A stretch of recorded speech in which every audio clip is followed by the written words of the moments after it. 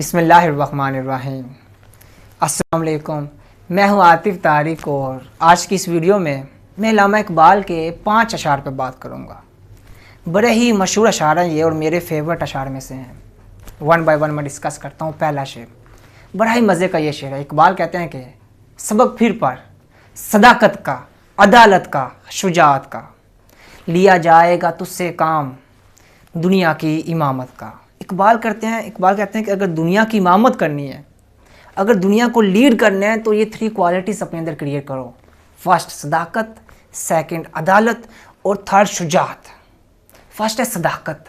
اگر مسلمانوں نے دنیا کی امامت کرنی ہے تو مسلمانوں کو سچا ہونا پڑے گا، خود کے ساتھ، اپنے اسلام کے ساتھ اور باقی سب کے ساتھ، یہاں تک کہ اپنے کام کے ساتھ بھی ان کو سچا ہونا پڑے گا۔ اس کے بغیر اقبال کہتے ہیں وہ دنیا کی امامت نہیں کر سکتے۔ فرسٹ صداقت، سیکنڈ عدالت، انصاف۔ مسلمانوں کو انصاف کرنا پڑے گا۔ آپ کو پتہ ہے ریاست مدینہ میں 2 چیزیں تھیں، ایک انصاف تھا اور دوسری انسانیت تھی۔ آپ صلی اللہ علیہ وسلم فرماتے ہیں کہ تم میں سے جو پہلے لوگ تھے وہ اس لیے برباد ہو گئے تھے کہ ان کے لیے جو غریب تھا اس کے لیے قانون اور تھا اور جو امیر تھا اس کے لیے قانون اور تھا۔ اور یاد رکھو، اگر میری بیٹی فاطمہ بھی چوری کرے تو میں اسے بھی سزا دوں گا۔ یہ ہوتا ہے انصاف کا لیول۔ ارطغرل غازی کا ایک بڑا مزے کا جملہ ہے، وہ کہتا ہے کہ میں غدار کو نہیں معاف کروں گا چاہے وہ میرا بھائی کیوں نہ ہو۔ تو انصاف اتنا ضروری ہے۔ تو سیکنڈ ہے عدالت اور تھرڈ ہے شجاعت۔ اگر مسلمانوں نے دنیا کی امامت کرنی ہے تو مسلمانوں کو بہادر بننا پڑے گا، ایک شیر بننا پڑے گا۔ ارطغرل غازی کا ایک بڑے مزے کی کوٹیشن ہے، وہ کہتا ہے کہ مجھے موت کا ڈر نہیں، لیکن وہ آخری سانس میرے لیے حرام ہوگی جس سے پہلے میں ہتھیار ڈال دوں۔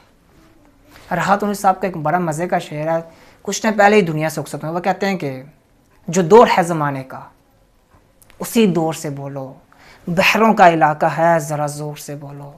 راحت انیس صاحب کہتے ہیں کہ جو لاتوں کے بھوت ہوتے ہیں نا وہ باتوں سے نہیں مانتے، تو انہیں جو بات سمجھانی ہے انہی کے ٹائم کے مطابق، دور کے مطابق سمجھاؤ۔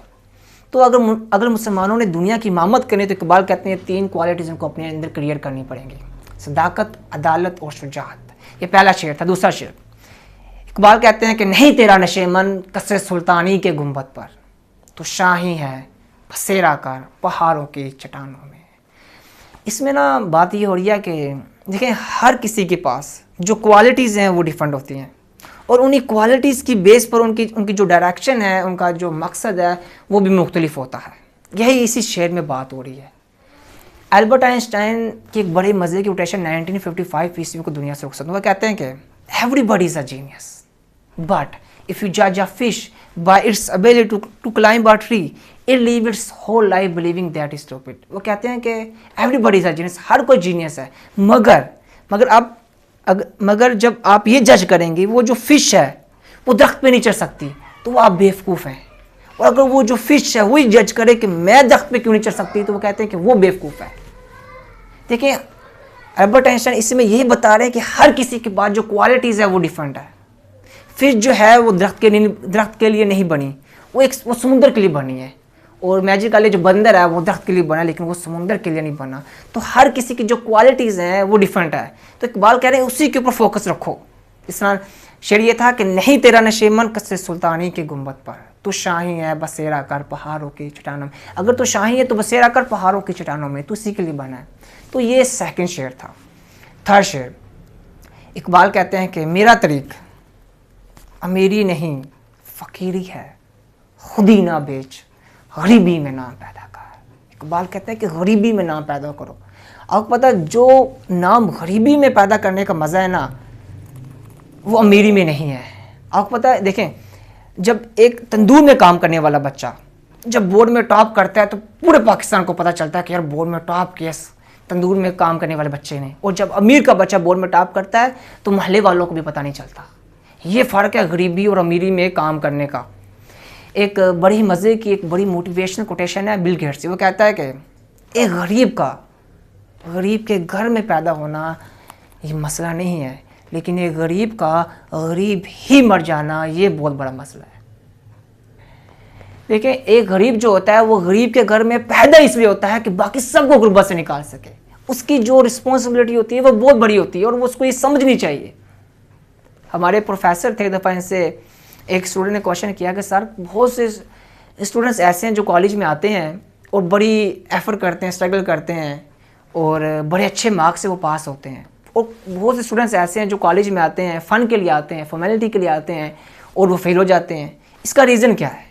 تو انہوں نے بہت سے ریزنس وہاں بیان کیے تھے. ایک ریزن انہوں نے یہ بیان کیا تھا کہ جو اسٹوڈنٹس کالج میں آتے ہیں اور محنت کرتے ہیں اور اچھے مارکس سے پاس ہوتے ہیں، دراصل انہیں اپنی غریبی کا احساس ہوتا ہے، انہیں اپنی غربت کا احساس ہوتا ہے. انہیں یہ احساس ہوتا ہے کہ یار جو ہمارے ماں باپ ہیں وہ فیس کیسے دے رہے ہیں. انہیں یہ اس چیز کا احساس تھا، اسی احساس کی وجہ سے وہ محنت کرتے ہیں اور اچھے مارکس سے پاس ہوتے ہیں. اور جو دوسرے ہوتے ہیں جو کالج میں آتے ہیں اور محنت نہیں کرتے اور وہ فیل ہو جاتے ہیں، دراصل ان کے پاس ان کے جو ماں باپ ہوتے ہیں ان کے پاس وہ فائنینشلی طور پر ٹھیک ہوتے ہیں، انہیں پیسے کی ٹینشن نہیں ہوتی.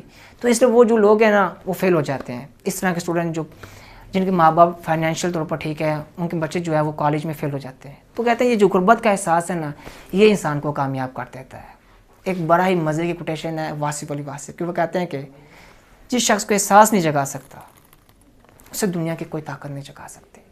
تو یہ تیسرا شعر تھا. چوتھا شعر اقبال کہتے ہیں کہ بڑے ہی مزے کا یہ شعر. اقبال کہتے ہیں کہ وقت فرصت ہے کہاں، کام ابھی باقی ہے، نور توحید کا اہتمام ابھی باقی ہے.